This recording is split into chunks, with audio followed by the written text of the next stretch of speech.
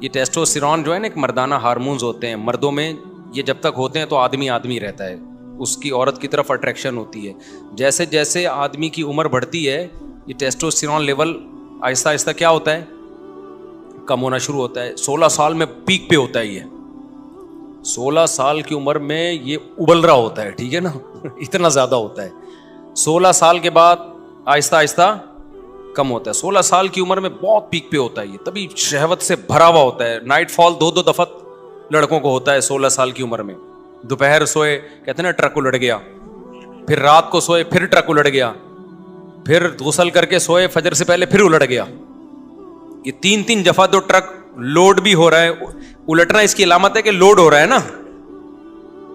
تو 30 سال میں نائٹ فال نہ ہونے کے برابر, جب 30 ایئرس انسان کی ایج ہوتی ہے نا تو وہ نہ ہونے کے برابر ہوتا ہے, اور 40 سال میں بہت کم ہو جاتا ہے. پھر تو بہت ہی نہ, یعنی میرڈ آدمی میں تو یوں کہو کہ ہوتا ہی نہیں ہے پھر اس کو, الا یہ کہ وہ سفر میں چلا جائے کہیں بہت دور. تو اب یہ جو ٹیسٹوسٹیرون جو مردانہ ہارمونز ہے نا, یہ جب بات چلی پڑی ہے تو مردانہ کی جہاں بات آئے گی نوجوانوں کو بڑی دلچسپی ہوتی ہے کہ یار یہ ہارمونز بڑھیں گے کیسے.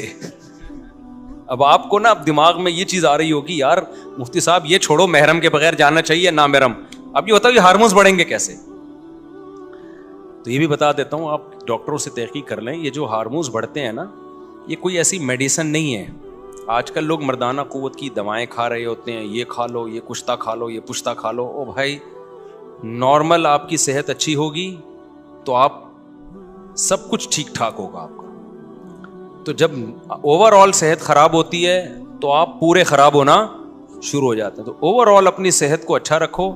اس میں سب سے اہم چیز یہ ہے چینی چھوڑ دو, کوکنگ آئل بولو بھائی چھوڑ دو. یہ جو آپ کوکنگ آئل کھا رہے ہو پکا کی چیزیں, یہ کیا کرو چھوڑ دو. چینی کیا کرو, آپ طاقت بنانا چاہتے ہو کھا کے, کھانے سے نہیں بنے گی, کچھ چیزیں چھوڑنی پڑیں گی. جب کچھ چیزیں چھوڑو گے تو جو کھا رہے ہوگے وہ ٹھا کر کے باڈی کو لگیں گی. ہوتا یہ کہ ہم جو میٹھا زیادہ کھاتے ہیں نا پھوڑتے پھاڑتے رہتے ہیں. روٹی میں بھی کاربوہائیڈریٹ بہت زیادہ ہے, چاول میں بھی بہت زیادہ ہے. جب یہ دیکھو یہ جم میں جاتے ہیں, یہ میری بات کی تائید کریں گے, یہ ہمارے ایک زمانے میں انگلش کے ٹیچر تھے یہ, تو کچھ دن میں نے ان سے انگلش پڑھی ہے, یہ بھی میری بات کی تائید کریں گے. لیکن آپ ڈاکٹروں سے پوچھ لیں وہ تائید کریں گے. جب ہم شوگر والی چیزیں زیادہ کھاتے ہیں نا, جو فل کارب ڈائٹ ہے, چاول, روٹی اور اللہ بھلا کرے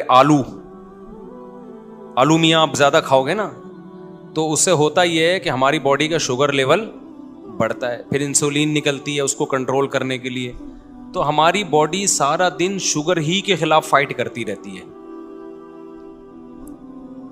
جو باڈی کو اور بہت ساری چیزیں چاہیے نا, کچھ جذب کرے ہماری باڈی میں, آئرن جذب ہو, جو بہت سارے منرلز ہیں, وائٹامنز ہیں, وہ جگہ نہیں بنا پاتے اپنی, سمجھتے ہو, وہ جگہ نہیں بنا پاتے.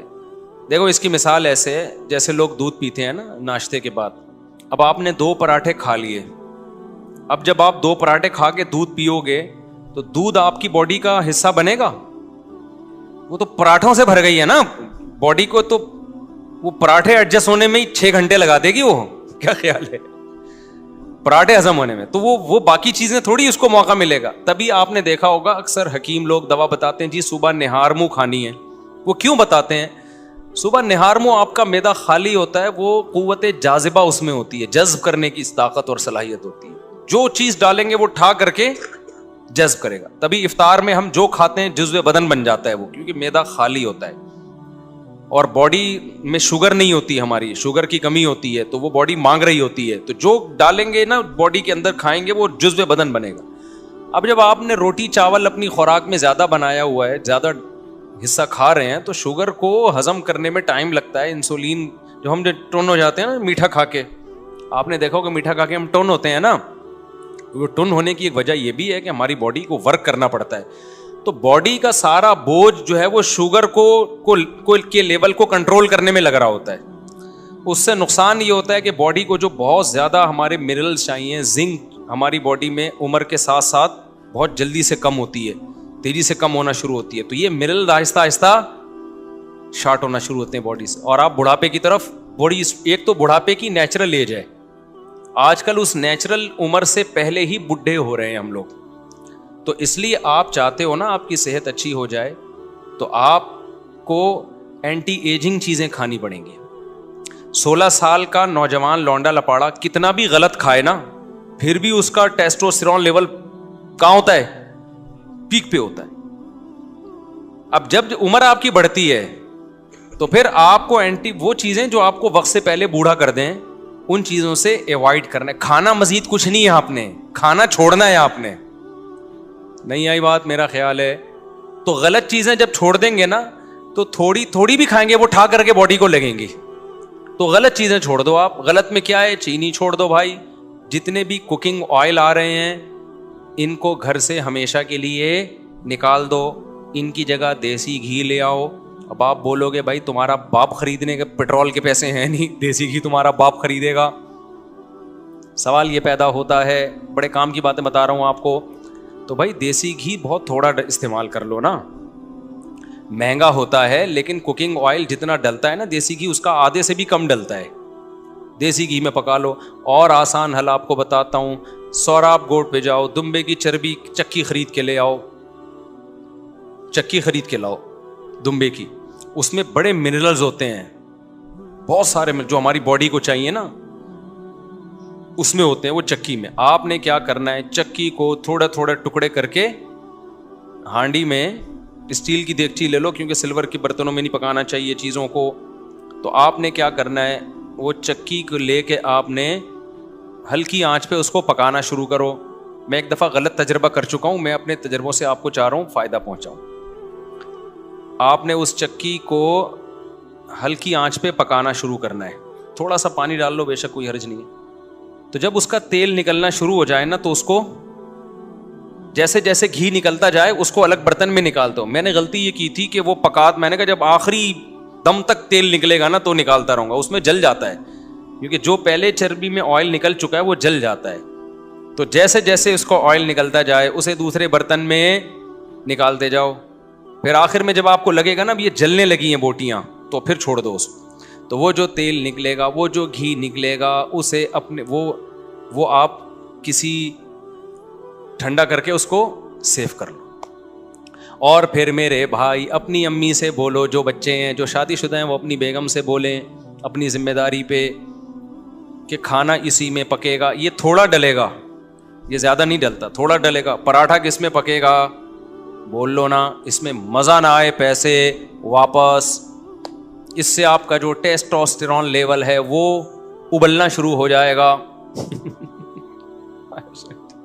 समझ रहे हो? अम्मी को नहीं समझाओ, अम्मी को क्या पता टेस्टोस्टेरोन क्या होता है। ठीक है, क्या कह रहे हैं? क्या करें अब, अम्मी को नहीं, फिर अपने खुद करो ना। मैं भी घर वालों को समझाता हूँ, नहीं समझ में आता ना घर वालों के। तो मैंने अपने लिए एक अलग फ्रिज ले लिया छोटा सा, दुम्बे की चर्बी ला के उसमें रख दी। बकरीद में ला के रखी थी, अब तक तौफीक नहीं हुई उसका, टाइम ही नहीं मिल रहा। तो हम भी बातें ही कर रहे हैं, खा हम भी वही पराठे रहे हैं होटल के, लेकिन बातें तो अच्छी करनी चाहिए ना इंसान को। लेकिन मैं आपको सही बात बता दूं, चंद दिन आप खुराक पे कंट्रोल कर लो, जिंदगी बन जाएगी। मजा ना आए पैसे वापस, ऐसी जिंदगी अच्छी हो जाएगी ना, सेहत खानदानी हो जाएगी। आपको लगेगा अच्छा यार इसको बोलते हैं सेहत, इसको बोलते हैं। अभी हम लोग सब बीमार हैं, सब बीमार चल रहे हैं, इतनी गंद बला खा रहे हैं ना हम लोग। चंद दिन खुराक पे कंट्रोल कर लो। तो आपने क्या कर, दोबारा से यार हम उसको तो कंटिन्यू चलने दो ना। अच्छा, मैंने ये किया था, हमने इस दफा ऊंट कुर्बान किया ना, उसमें बहुत थोड़ी चर्बी निकली, तो मैंने ऊंट की चर्बी का घी निकाला। मैंने व्लॉग नहीं बनाया उसका, लेकिन बनाना चाहिए था।